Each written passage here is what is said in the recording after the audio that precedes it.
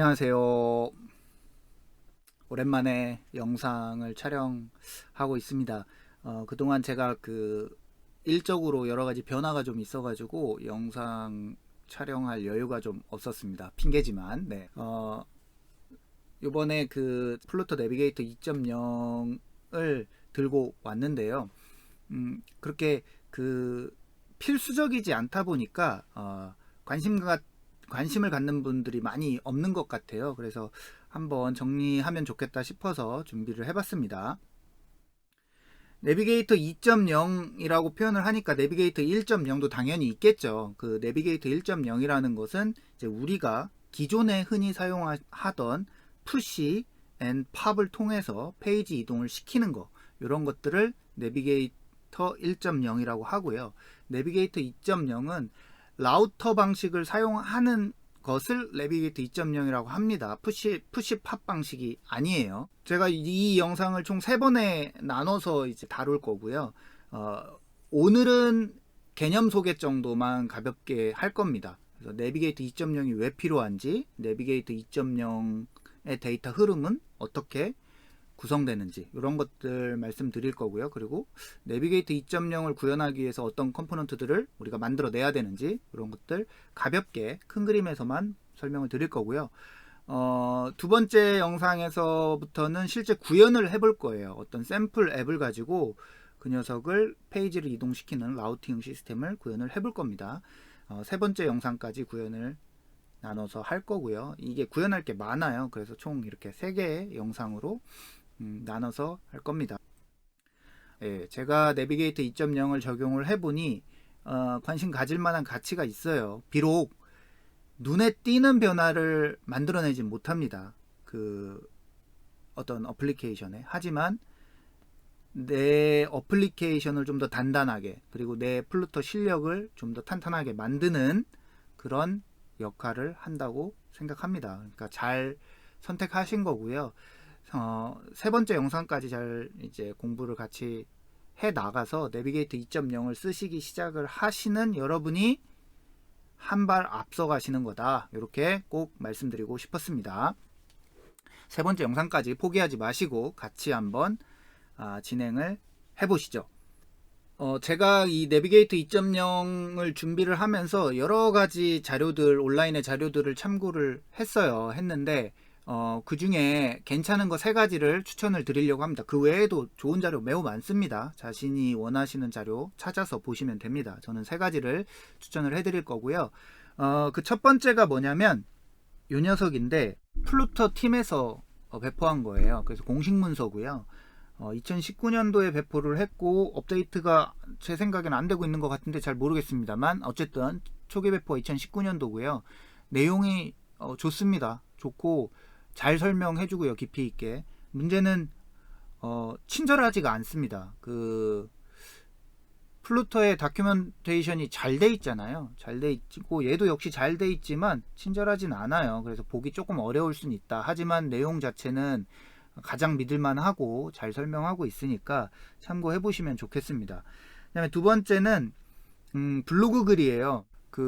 플루터 팀에서 배포한 요 공식 문서 대비 독자들을 많이 배려를 했습니다. 그래서 읽기는 훨씬 좋아요. 그러니까 요거 보시는 것도 괜찮습니다. 그리고 요거를 제가 왜 들고 왔냐면, 플루터 팀에서 공식적으로 요 링크를 다큐멘트에서 제공하고 있어요. 요거 보시라고. 그래서 믿을만한 컨텐츠다. 그래서 요 글 보시면 좋겠다. 그 다음에 마지막 블로그는 제가 한번 가져와 본 건데요. 요것도 설명을 잘 해놨어요. 잘 해놔서 요 글까지 참고하시면 내비게이터 2.0 이해하시는데 무리 없겠다, 이렇게 생각합니다.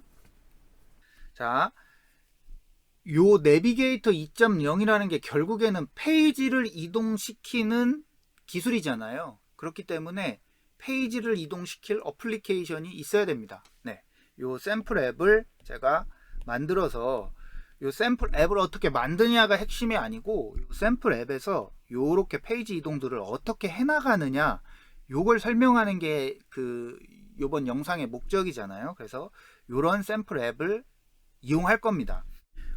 이 샘플 앱을 이해를 해야 내비게이터 2.0 설명을 좀 더 잘 이해할 수 있으니까 샘플 앱을 간단히 설명드릴게요. 뭐냐면 투두리스트 앱이라고 생각하시면 쉬워요. 운동을 등록을 하고요. 그러면 운동 리스트가 이렇게 쭉 생기고요.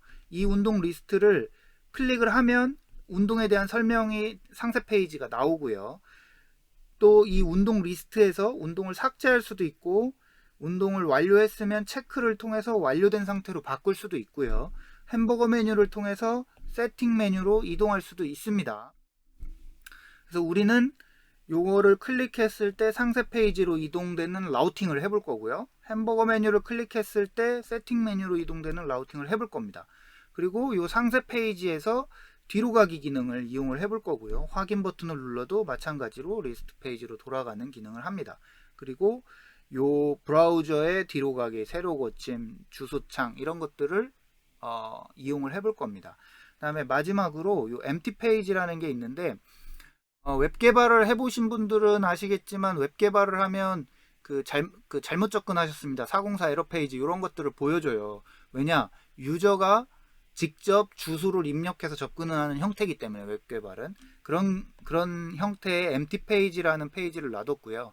뭐냐면 에러 페이지라고 보시면 됩니다. 잘못된 접근을 알려주는 페이지 이런 페이지까지 총 4개의 페이지 스크린을 구성을 하는 앱입니다. 네. 방금 설명드린 그 앱의 위젯3입니다. 이 앱이 어떻게 구성이 되어 있냐면 프로바이더를 이용해서 구성을 했고요. 타스크 데이터라는 리스너블 오브젝트를 만듭니다. 이 타스크 데이터가 그 운동 각각을 들고 있는 형태가 되겠죠. 그래서 리스트 페이지, 타스크 리스트 스크린에서는 이 타스크 데이터의 타스크들을 화면에 리스트 형태로 출력하는 역할을 합니다. 그리고 타스크를 추가하거나 또는 타스크를 삭제하거나 타스크의 상태를 변경시키거나 이런 역할들을 합니다. 이미 다 제작되어 있는 코드를 제공해 드릴 거고요. 그렇기 때문에 그냥 이런 기능이 있다. 프로바이더를 통해서 타스크를 관리한다. 이렇게 이해하시면 되겠고요. 그 다음에 타스크 리스트 스크린에서 햄버거 메뉴를 클릭하면 세팅 스크린이 뜨고요. 얘는 단순한 그냥 페이지입니다. 기능 없습니다. 화면이 있는 그냥 페이지고요. 그 다음에 타스크 리스트 스크린에서 타스크를 하나 클릭하면 타스크 디테일 스크린으로 가고요. 타스크 디테일 스크린으로 갈 때 타스크 id라는 값을 들고 갑니다. 예.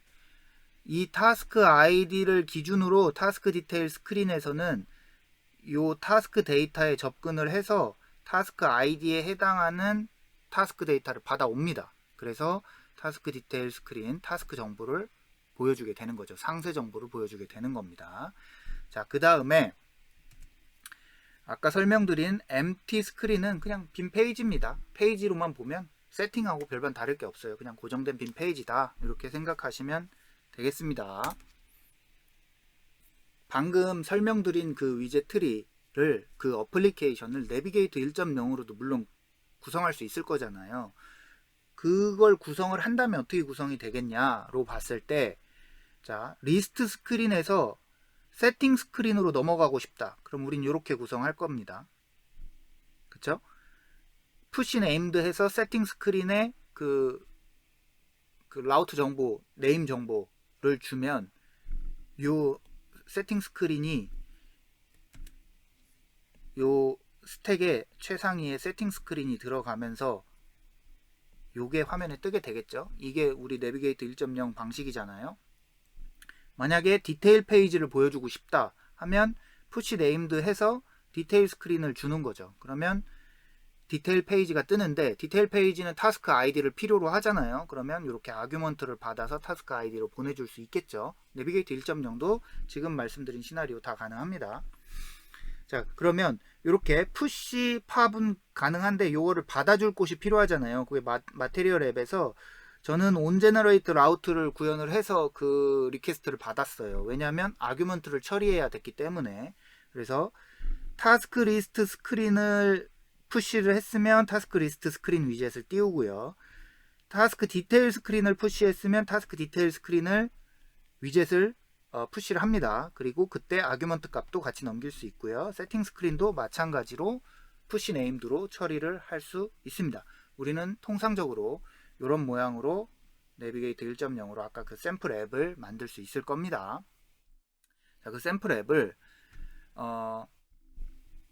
2.0으로 왜 전환은 시켜야 되는지에 대해서 한번 설명을 드려볼게요. 예제를 하나 보여드릴게요. 자, 이 웹브라우저입니다. 아까 그 샘플 앱 똑같죠.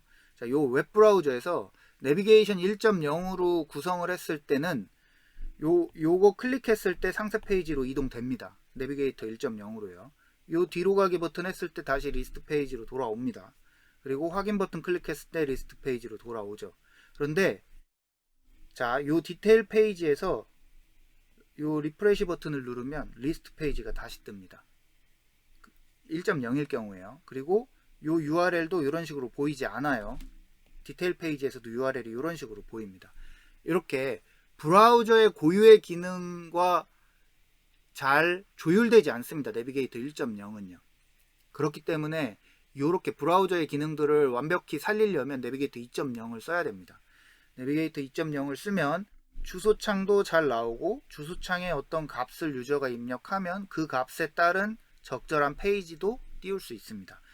브라우저의 뒤로 가기 버튼, 새로 고침 버튼 다 적절히 동작시킬 수 있습니다. 그러니까 우리는 웹이라는 상황을 가정을 하면 2.0을 무조건 사용해야 됩니다. 1.0과 2.0의 가장 큰 차이점 중에 하나, 몇 가지 차이점이 있는데 그 차이점 중에 하나가 이 스택 관리가 다르다는 거예요. 1.0은 우리가 푸시 앤 팝으로 내비게이션 스택 하나를 관리를 했습니다. 그래서 푸시를 하면 새로운 화면이 떴고 팝을 하면 그 화면이 사라지고 그 밑에 있던 그 스택에 다른 화면이 뜨게 되죠. 이게 내비게이션 1.0의 기본입니다. 자, 그런데 자, 우리가 내비게이터 1.0 쓸 때 불편했던 게 나는 여기 요 온보딩 스크린 요 녀석을 지우고 싶어요. 현재 요렇게 스택은 이렇게 구성되어 있는데 온보딩 스크린 하나만 지우고 싶어요. 그럼 우리가 어떻게 해야 되냐면 자, 첫 번째 글로서리 스크린을 팝합니다. 홈을 팝합니다. 팝을 하죠. 그 다음에 온보딩 스크린까지 팝을 합니다. 그럼 이제 온보딩 스크린이 사라지겠죠. 그 다음에 다시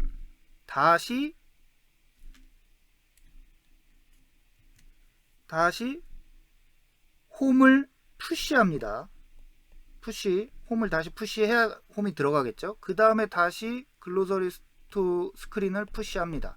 그러면 이 온보딩 스크린만 빠진 형태의 스택이 구성되죠. 이렇게 5개의 명령을 통해야 됩니다. 이렇게 우리가 내비게이터 1.0에서 사용하던 그 푸시 앤 팝 방식을 우리가 임퍼레티브 방식이라고 해요. 명령형 방식. 네.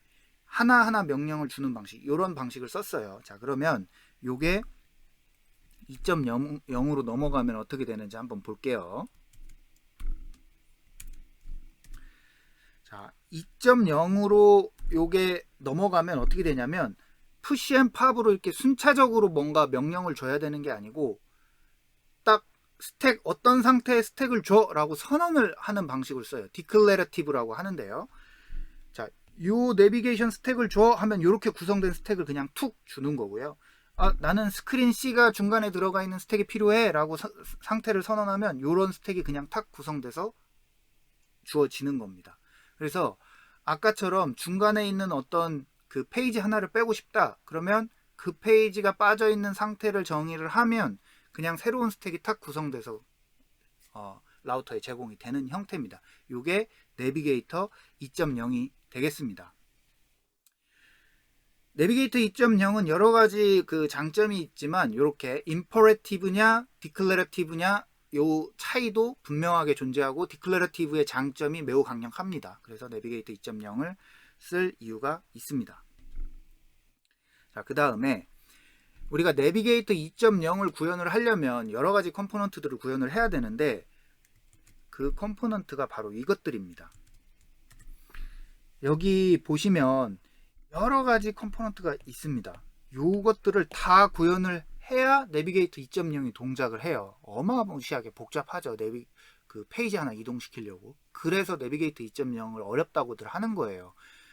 나에게 그 표면적으로 보여지는 그 효과 대비 구현해야 될 게 많거든요.